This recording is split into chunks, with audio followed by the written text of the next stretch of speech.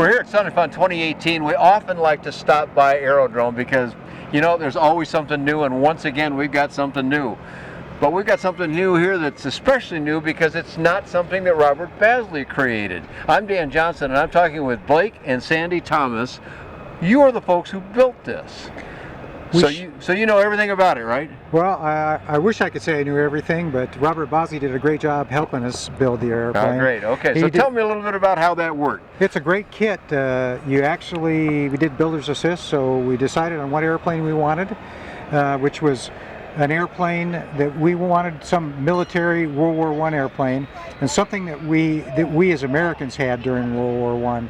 This is actually a Sopwith Schneider, which is a British airplane, but we bought it from the British. The American military. Thank you. Bought it because you weren't around then, I'm guessing. No, I wasn't. Okay, I you wasn't don't around. look old enough for that. So. This is a long time ago, over 100 years ago. So this airplane was not. This is a replica of it, but it was bought and used in our U.S. Navy as a Navy airplane. Okay. And so it was used in our U.S. Navy. So these are the markings that were on that airplane. So we created a replica of the original airplane that our U.S. Navy had during World War I. That was this airplane. Now I understand that you and Sandy, you said with Robert's help, but you and Sandy are the ones who actually put this aircraft together. Is that correct? That's correct. What we did is we decided on the airplane and then built this airplane, and it took a little less than 700 hours. Actually, my wife will give the direct figure of 688 hours. Is that right? Good for you for being accurate about it. But you know, I have to say, that doesn't sound like a lot of hours for this. That it looks like it took more than that. Yeah. So what was the magic there in having this not be a 3,000 hour kit or something? Well, this was our second one. Go ahead and take the microphone, Sandy, and do that for me again. Okay, this is our second airplane that we've built, Airdrome Aeroplanes. From Airdrome? From Airdrome. Okay, so you kind of had to drill a little bit then. We had the drill down. We did the Newport 28 that was here last year, so we built that with Robert first.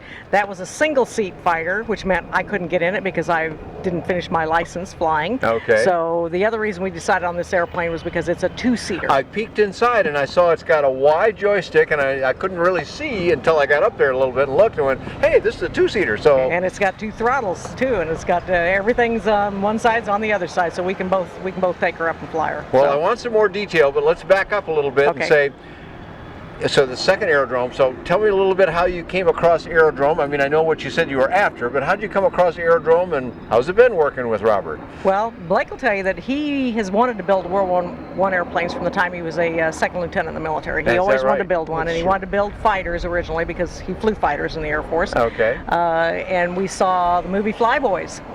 And in Flyboys, most people get up at the end of a movie and walk out. He's sitting there going through who was the grip, who was the scene guy.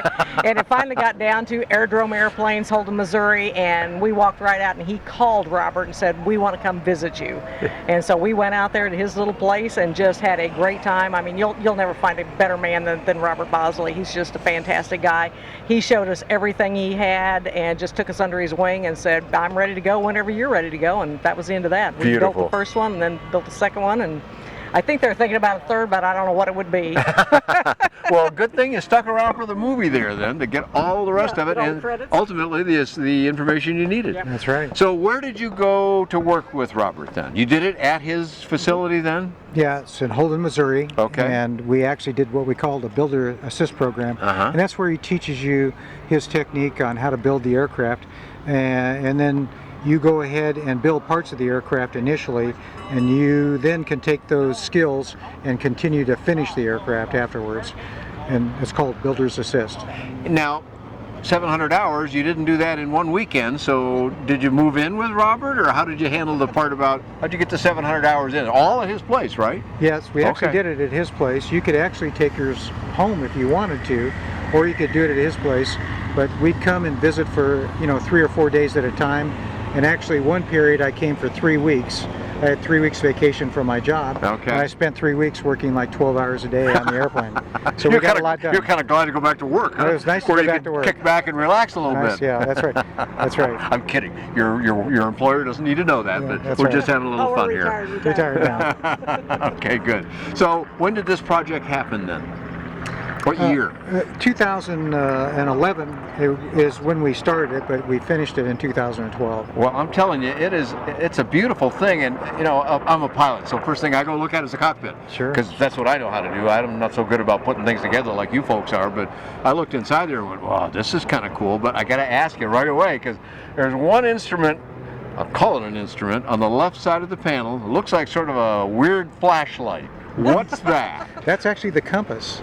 That's the compass. That's actually the compass. It looks like it's got a switch on it or something. Yeah, and that's actually what happened is that was the original compasses that they used, but when they needed light, they had to put like a little battery flashlight underneath it to shine up through the compass. So that's why it looks a little like a flashlight. Yeah, because they didn't have electrical systems back then, so Sure. they actually used a flashlight battery type of system to light up the compass. Now I know anybody under about, I don't know, 25 or 30 is going, compass? Yeah. What would you even do with a compass?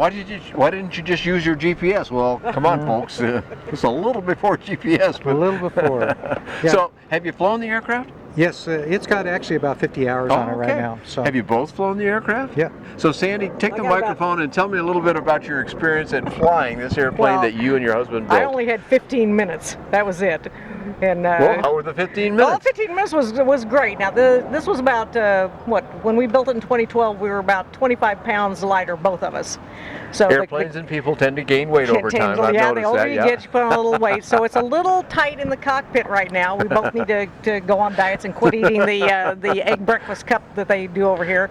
But it was fabulous. Now, we don't have a windshield up there either. I don't know if you noticed that. So it's a little breezy. Yeah, so it's kind of breezy in there. Breezy. But, you know, I'm an old ultralight guy, so you know, right. Space in your face, that's a good thing to me, so. It flies great. I mean, it's a little heavy on the controls because it's got a lot of area up there that you're dealing with, but it was fabulous. I mean, any open cockpit you can get in and fly is just fantastic. I guess so, it's and great. it's beautifully done inside. It looks like it'd just be fun to sit in and make airplane noises, much less go fly. That'd be fun. We do that too in the hangar. We'll close it down. That's good. We got noises. So let's, Blake, tell me a little bit about power plant on the aircraft. What engine have you used on it? Okay, the engine that we ended up selecting was a Lycoming 0320 because of its great history of reliability.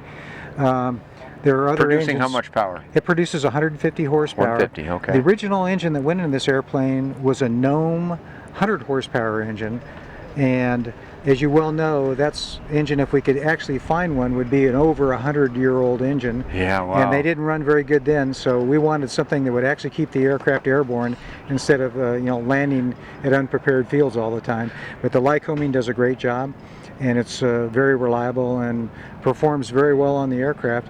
It's one of those things, if you look at the aircraft, it's got a lot of drag on it. So sure, even if, I mean, wire drag, all kinds of form drag. And I'm convinced that no matter how much horsepower you put on it, the performance would be about the same, except it might climb faster, but the speeds would be about the same just because there's an immense amount of drag on it. So the old 100 horsepower engine that might quit on you goes just about as fast as the 150 horsepower engine that's modern and new. Yeah. So it looks like an old airplane, and that's the whole point here, but in fact this is all new stuff you've got on it, of course. All the internal guts of the airplane are modern materials and modern building techniques. So there's an additional level of safety that's built into the aircraft that the original aircraft didn't have. So even though it's a World War I aircraft, it looks like it flies about the same speeds, performs about the same. It's a lot safer aircraft than they were in World War I. So tell me a little bit about how does an aircraft like this fly? Most people, myself included, have no experience with an airplane like this. Tell me a little bit, give me the 2-minute speech on how it is to fly, the handling characteristics, takeoff, stuff like that.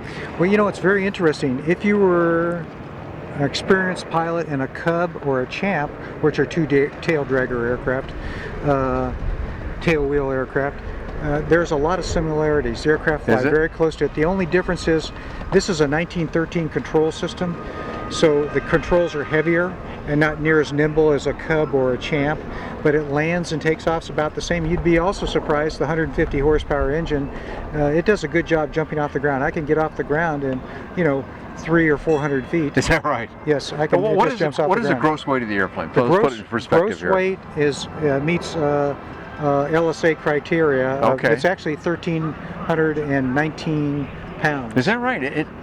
I guess just because it's physically sort of large, but it looks like it weighs more than that. So 150 horsepower on a 1,320 pound airplane, or what the number you just said. Yeah. That's going to make it perform quite well, I'm guessing. It does pretty well. What but kind you've of got a climb lot rate of drag. do you see? Normally it's around 1,200 foot a minute, and guess what? Wow. 1,200 foot a minute is what the original climb rate was in this airplane with 100 horsepower. Is that You've got right? a lot of drag on the airplane. Yeah. Yeah, Wow. so it's about the same as the original engine, but even though it's more horsepower. Now, can I climb higher and faster? Yeah, the original airplane could only go to 7,500 feet. This one's been up to 8,500 feet with no problems at all. So, Okay. yeah.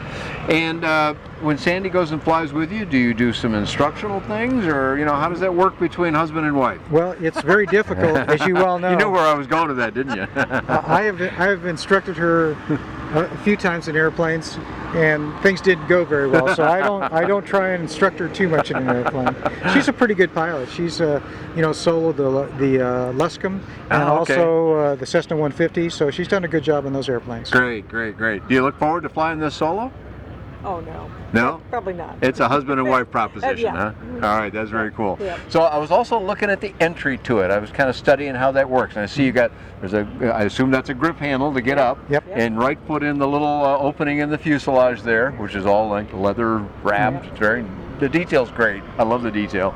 And then a step on the wing, Yep. and then the right leg inside the cockpit. Is that how it works? Or reverse for the other side. We got the same Oh thing yeah, on the right. other side. So you got to be both climb in. a left footer or a right footer to get Yeah. in the airplane, Yep. huh? Yeah. You need to be in pretty good shape. It's surprising with these airplanes. The older the airplanes are, the more difficult. You can tell that they were really built for very young people Yeah, back at that time. 20-year-old. Yeah, 20-year-old just popping up there. Yeah, As you they get a little probably bit just older. jump right in the thing. Yeah. I experimented a little bit and went, okay, I'm not going to embarrass myself here, Yeah, but I know I could get in it. But yes, you're right. It's kind of a big step there and stuff. It is. So, Well, we've had practice, so we can both get in and out of it now. All right, we great. get in pretty quick now. cool. So Sandy, you got the microphone again. I want to ask you a delicate question here between Okay. husband and wife. All right. How did you divide the labor? Who did various parts? You can't both hold the same screwdriver at the same time, so Well, there had to be some division of labor. How'd you work that I out? think part of the division of labor was that I was the supervisor, Of and course. he did everything else. Good job, Blake. No, we got into where we were picking out the colors. We made it exactly like the original was, so we picked out the colors. But I was the one that went and made sure that everything was an exact match. The wood, I'm very particular about making the wood match. The stains inside, the stain on the turtle deck, the cross hatching on the back of the seats and everything. You want to make sure all that matches and looks very nice. Made sure that everything was painted on the inside the way it's supposed to be painted. Made sure the outside screws were painted properly. Everything was done nicely. But when you get to laying out the parts and the pieces and all that, there's the organized side and then there's the guy side. So I think I organized this and kept us fairly well organized throughout the entire process. So it really was a partnership to Yeah, build the it airplane, was, as and well as to operate it and Oh enjoy yeah. it. Well, and we shot a lot of rivets together. He'd drill and I'd shoot, and we'd just keep going from there. We got thousands That's of great. rivets in this baby, so Well, yeah. you're both still smiling, and you're not trying to stand away from one another. So obviously, it wasn't a divisive worked. thing; it was a joining thing. Well, I gotta tell everybody, Blake's passion is flying. My passion is him, and it works out great. Well, I'm telling you, the inside, as I said at the beginning, the cockpit is just an inviting atmosphere in Oh, there. thanks. I love the old, authentic instruments in it. Mm-hmm. There's no digital screens in this airplane. And you notice all the brass bezels around Yes, the I did. instruments. Yes, They're the brass beautifully bezels are mine, and the all the leatherettes that are on here. Those are all done the way they're supposed to be. I It's cut all gorgeous. those out myself. So yeah. All right, well, that's really great.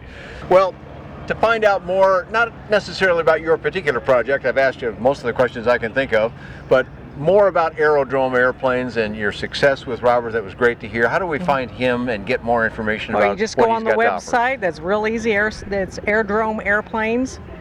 .com. That's All all right. you do. Go right there. It'll show you everything you need to know. Address, phone number, texting. Robert will do everything with you. Sounds great. Well, we appreciate your time today. Airplanes of this kind and all sorts of affordable aviation in the light aircraft space. You can find lots of that on BuyDanJohnson.com. Thanks for joining Blake and Sandy Thomas here at the beautiful reproduction of this airplane here. Nice job. And the Nice 100th job. anniversary of World War I. And the 100th. Very good. Excellent. Thank you very much.